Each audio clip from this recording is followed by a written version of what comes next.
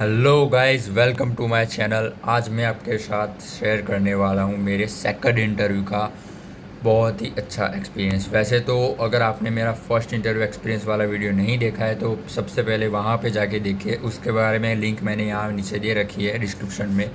और अगर आपने वो नहीं देखा तो वहाँ पे जाके देख लीजिए। वीडियो कैसा लगता है मुझे कमेंट करना, और अगर आपको ऐसे भी और वीडियोस चाहिए तो मुझे बताना। वैसे यहाँ फ़िलहाल मैं अपना एक्सपीरियंस ही शेयर कर रहा हूँ। तो फर्स्ट इंटरव्यू के बाद अगर मैं सेकंड इंटरव्यू की बात करूँ तो वो कंपनी थी जो ब्रिक्स होते हैं उनके लिए, जो ब्रिक्स बनाने के लिए जो प्लांट्स लगते हैं वो प्लांट्स वो मैन्युफैक्चर करती थी, और उनको एक डिज़ाइन इंजीनियर्स की रिक्वायरमेंट थी। और वहाँ पे तकरीबन मैंने देखा था 10 से 12 डिज़ाइनर्स ऑलरेडी वहाँ पे काम कर रहे थे, और नए कुछ और डिज़ाइनर्स की उनको रिक्वायरमेंट थी। तो वो जॉब एप्लीकेशन आई थी, तो मुझे अपने जो मैंने जहाँ से कैड सीखा था वहाँ से मुझे रिव्यू आया कि आप ये इंटरव्यू है, रिज्यूम भेजा है तो सिलेक्ट हुआ है। वहाँ पे एक बहुत ही बड़ा ट्विस्ट हो गया था। बहुत अच्छी बातें सुन लेना। वहाँ पे हुआ था क्या, उन लोगों ने बोला था कि हमको एक्सपीरियंस चाहिए, या फिर जो जिसका डिप्लोमा है वो फिनिश हो चुका है वो चाहिए। अब मैंने आपको फर्स्ट इंटरव्यू का आपने देखा है वीडियो तो पता होगा कि मैं तो फ्रेशर्स था, मतलब जो फिफ्थ सेमेस्टर थी मेरे, अभी उसकी एग्ज़ाम भी नहीं हुई थी, वो फिफ्थ सेमेस्टर का स्टार्टिंग टाइम था। तो मेरा डिप्लोमा तो अभी फिनिश हुआ ही नहीं था। फिर भी मैं इंटरव्यू देने तो चला गया, तो उन्होंने बोला ठीक है चलो बुला लो, तो फिर मैं वहाँ पे गया था। और फिर जब इंटरव्यूज़ की बात आई तो उन्होंने देखो यहाँ पे इंटरव्यूज़ बड़ा अलग था। यहाँ पे ये आपको ही बोलते हैं सबसे पहले क्वेश्चन कर लिए, जैसे कि ऑटो कैड्स से उसके कमांड पूछ लिए कि ऑटो कैड्स है तो उसके कौन सा एल एंटर है हो गया, और सारे कमांड्स हो गए।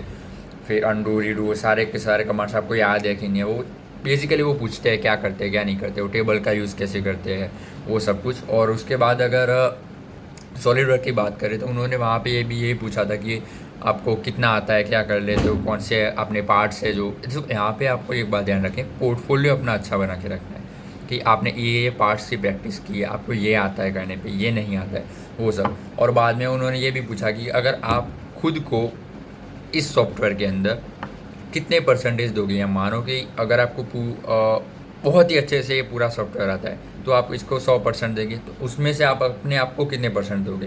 तो उस हिसाब से मैंने भी अपने बहुत ज़्यादा भी नहीं दिए थे, बहुत कम भी नहीं दिए थे। मैंने जो सच है, मतलब जो जैसे कि सॉलिड वर्क की बात करूँ तो मुझे शीट मेटल थोड़ा कम आता था, तो मैंने वहाँ पे उनको क्लियरली बोल दिया कि वो मुझे कम आता है क्योंकि प्रैक्टिस नहीं है मेरी उसमें, लेकिन बाकी सर जैसे कि मॉडलिंग हो गया वो मुझे अच्छे से आता है, डिपेंड उसके अकॉर्डिंग ये मुझे कम आता है। वहाँ पे मैंने थोड़ा बहुत क्लियरिटी भी कर ली थी। तो उससे क्या हो गया, उनके दिमाग में एक ऐसी इंप्रेशन बढ़ गया, अगर मैं ज़्यादा बोल देता तो उनको लगता है यार नहीं ये भी, और मैं कम बोलता तो भी लगता नहीं है। लेकिन मैंने जो भी बोला, जितना मुझे आता है उतना ही बोला, और साथ में मैंने रीज़न भी दे दिया। अगर अब बात सुन लो, इंटरव्यू या कहीं भी हो, कोई भी बात हो, अगर आप कोई भी आंसर देते हो और उसमें आप रीज़न देते हो तो आपका जो आप बोल रहे हो ना वो वर्ड स्ट्रॉन्ग हो जाते हैं, मतलब एक इफेक्ट अच्छी आती है। ये बात सबसे आपको याद रखनी चाहिए जीडी के लिए। अगर आप बड़ी कंपनी में जाते हो वहाँ पे जीडी होता होगा, तो वो जो ग्रुप डिस्कशन वाला जो पार्ट होता है, जैसे कि पहले आएगा रिटन टेस्ट, फिर आएगा जीडी, फिर आएगा पर्सनल इंटरव्यू। तो जब जीडी होता है तो जीडी में ये बहुत होता है, आपको वो कहेंगे कि चलो ग्रुप डिस्कशन करना है, तो फिर आमने सामने मतलब सारे लोग जो भी आएंगे 10-15 लोग उनकी टीम बना लेंगे, भी आधे इधर आमने सामने हो गए सब। इनको किसी टॉपिक के बारे में सिर्फ पॉजिटिव बोलना है, इनको किसी टॉपिक के बारे में सिर्फ नेगेटिव बोलना है। एक ही टॉपिक है, इनको पॉजिटिव बोलो, इनको नेगेटिव बोलना है। अब जब यहाँ पे आप एक्टिवली काम करते हो, मतलब एक एक्टिविटी के साथ आप कुछ भी, अगर आपको नेगेटिव बोलना है तो नेगेटिव बोलो, या पॉजिटिव जो भी आपका वहाँ पे उन्होंने दिया है वो आप बोलते हो। तो वहाँ पे अगर आप रीज़न के साथ बोलते हो कि नहीं इस रीज़न की वजह से ये नेगेटिव है, प्रूफ देते हो, एग्जांपल्स देते हो, तो वहाँ पे आपकी एक पर्सनालिटी अलग ही पड़ती है। और आपकी बात है ना बहुत ही, बोलते हैं ना हैवी, कोई भी इंसान बोलता है ना, तो कुछ लोग ऐसे होते हैं, आप खास करके ऐसे बड़े लोग को देखना, अगर वो बोलते हैं तो उनकी बात सब लोग मानने के लिए मान ही जाते हैं, मतलब राज़ी हो जाते हैं ना ये सच्ची बोल रहा होगा ऐसा। तो आमने सामने वाले टीम अगर टीम पढ़ेगी क्योंकि आप रीज़न के साथ दोगे, और जो ऑब्जर्वर है वो भी देखेगा भी ये रीज़न है, इसके पास एग्जाम्पल है, यानी कि ये बहुत ही ऑब्जर्वेशन के साथ इन चीज़ों के साथ काम कर चुका है, या फिर इसको नॉलेज है बहुत ही ऑब्जर्वेटिव। तो वहाँ पे आपका जो ऑब्जर्वेशन है वो उनको दिखता है, तो वहाँ पे आपके चांस इंटरव्यू में सिलेक्ट होने के बढ़ जाते हैं। तो ये मेरा सेकंड इंटरव्यू था, वहाँ पे भी मैं सिलेक्ट हुआ था। और उन्होंने मुझे बोला था कि वहाँ आप जो एग्ज़ाम है डिप्लोमा की वो फिनिश कर लो फिर इंटरव्यू भी दे सकते हो। अभी तो मैंने बोला था हाफ़ टाइम दे दो, तो उन्होंने बोला था हाफ़ टाइम तो नहीं हो सकता, हमारा फुल टाइम ही हमें रिक्वायरमेंट चाहिए। तो फिर उन्होंने बोला था कि ठीक है चलो, लेकिन उसके बाद आप कंटिन्यू करना आफ्टर एग्ज़ाम। तो फिर वहाँ पे मैं वैसे भी मैं तो ऐसे ही गया था जॉब के लिए, तो जाना ही नहीं था मुझे।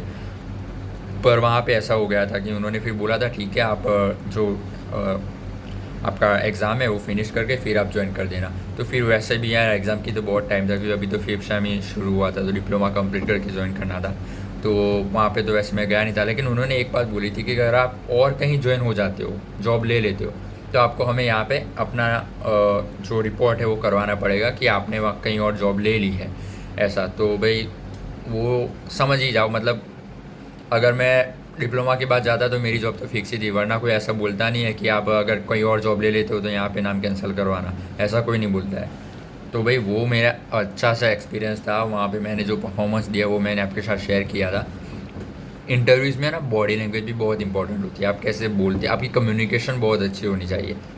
जैसे कि आपको पता होना चाहिए कैसे बोलना है। मेरे रिटर्न टेस्ट में इतने अच्छे मार्क्स नहीं आते, लेकिन मैं जब जीडी में होता हूँ या फिर मेरा जब पर्सनल इंटरव्यू होता है तो डेफिनेटली वो मुझे सिलेक्ट कर लेते हैं, क्योंकि मुझे इंटरव्यूज़ में आता है कम्युनिकेट करना कि कैसे बोलना है कैसे नहीं बोलना है।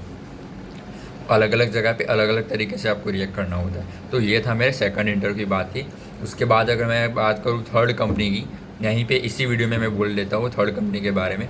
तो थर्ड कंपनी में क्या था कि जो हम लोग एक कॉलेज के अंदर से इंटर्नशिप के लिए जाना था 1 वीक के लिए, तो हम लोग वहाँ पे गए थे।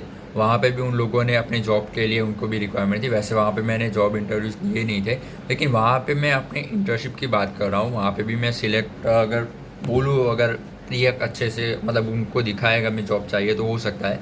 तो मैं अपने इंटर्नशिप के, अगर आप भी इंटर्नशिप में जाते हो तो जॉब में कैसे सिलेक्ट होना है वो भी आपको पता चल जाएगा।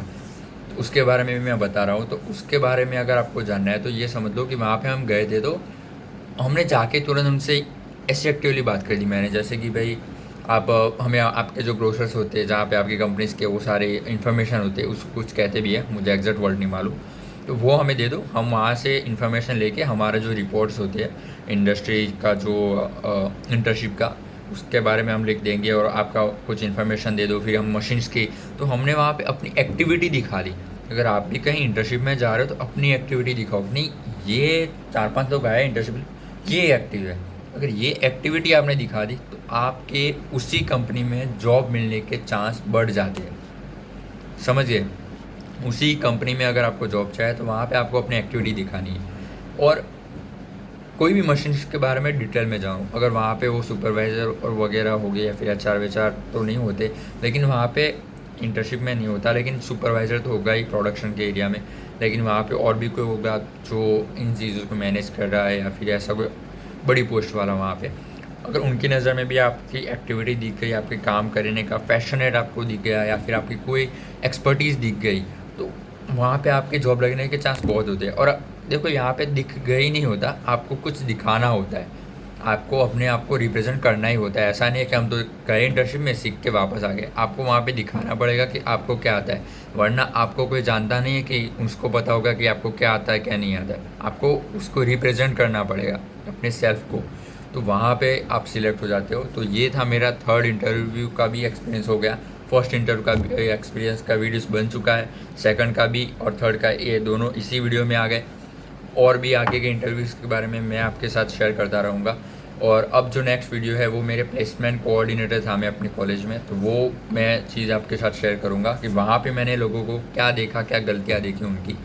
और उसके बाद में आपके मेरी फोर्थ है जो मेरी बहुत ही अच्छी मल्टीनेशनल कंपनी में प्लेसमेंट हुई थी, उसके बारे में वो अलग सेपरेट वीडियो रखूँगा मैं, उसका मतलब नहीं, हाँ सेपरेटली ही रख दूँगा उसका वीडियो, इसमें शामिल नहीं करूँगा।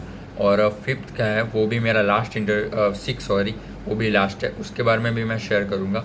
लेकिन उसके लिए आपको अभी के अभी इसी चैनल को सब्सक्राइब करना पड़ेगा और लाइक कर देना इस वीडियो को। Thank you very much.